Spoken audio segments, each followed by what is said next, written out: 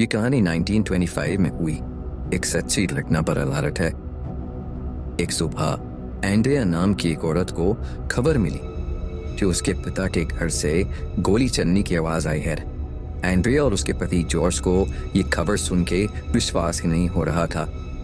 खबर मिलते ही वो दोनों उसके पिता के घर के लिए निकल गए। उसके पिता एक बहुत बड़े गवर्नमेंट मैंशन में रहते थे। वो मैंशन दूसरे शहर में था, तो वहां जाते जाते उन्हें शाम हो गई थी। जब वो वापस पहुंचे तो उन्होंने देखा कि उस मैंशन के बाहर पुलिस इकट्ठा है और कोई उस घर के अंदर नहीं जा रहा था। पुलिस एंड्रिया और उसके पति जॉर्ज को भी अंदर नहीं जाने दे रही थी। पुलिस के मुताबिक उस घर में एक भूत था जो सालों बाद आजाद हो गया था। जब एंड्रिया ने पूरी बात पूछी तो उसे पता लगा कि कई साल पहले 1865 में उस घर में एक 18 साल का लड़का रहता था। वो एक लड़की से बहुत प्यार करता था, लेकिन उस लड़की ने उसके प्यार को ठुकरा दिया, जिसकी वजह से उसने खुद को गोली मारकर अपनी जान दिया। कब से उसका भूत उसी मैंशन में भटकने लगा। उसके बाद उस घर में रहने वाले सभी लोगों की अजीबोगरीब मौतें होने लगी। बहुत मुश्किल से उस लड़की की आत्मा को एक प्रीस्ट की मदद से एक कमरे में बंद कर दिया गया और उस कमरे को हमेशा के लिए लॉक कर दिया गया। लेकिन एंड्रिया के पिता, जिन्होंने हाल ही में उस मैंशन को खरीदा था, इन सब में नहीं मानते थे और उन्होंने उस घर को रेनोवेट कराने के चक्कर में उस कमरे का लॉक तोड़वा उसे तलवा दिया और उस लड़की की भयानक आत्मा को आजाद कर दिया। पुलिस कहने लगी कि उस लड़की की आत्मा ने नहीं शायद एंड्रिया के पिता को मार दिया था, और अब अगर कोई भी उस घर के अंदर जाएगा तो उस लड़के की आत्मा उस पर ही मार डालेगी। पुलिस की ऐसी अंधविश्वासी बात को सुनते ही एंड्रिया और जॉर्ज दोनों ही बहुत गुस्से में आ गए और उन्होंने खुद अंदर जाने का फैसला किया।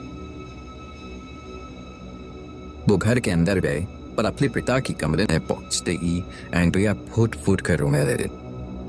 जमीन पर अपने पिता की लाश पड़ी हुई थी, जिनके सर पर एक गोली का निशान था।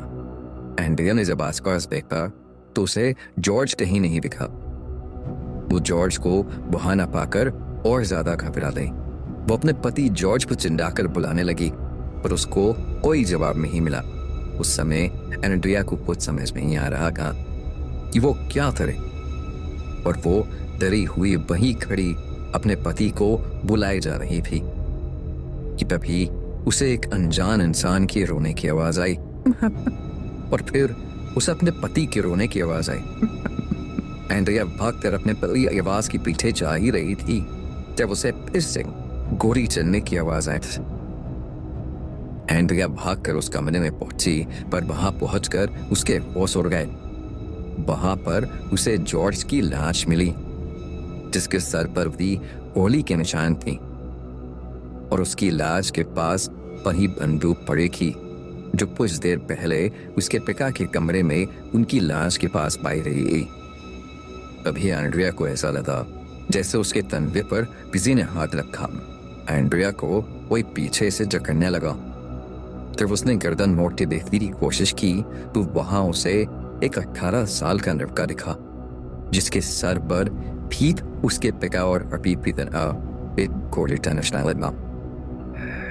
लेकिन एंड्रिया को उसे देखते ही वो लड़का एंड्रिया की आंखों के सामने हवा में कहीं गायब हो गया। इतना सब होने के बाद भी किसी तरह हिम्मत करके एंड्रिया एक एक करके अपने पति और पिता की लाश को घर से बाहर लेकर आई। पर उस दिन के बाद से वो एकदम बदल गई और वो एकदम शांत हो गई। यहाँ तक कि अपने पिता और जॉर्ज के फ्यूनरल के दिन भी उसने ना ही जॉर्ज के पेरेंट्स की किसी बात का कोई जवाब दिया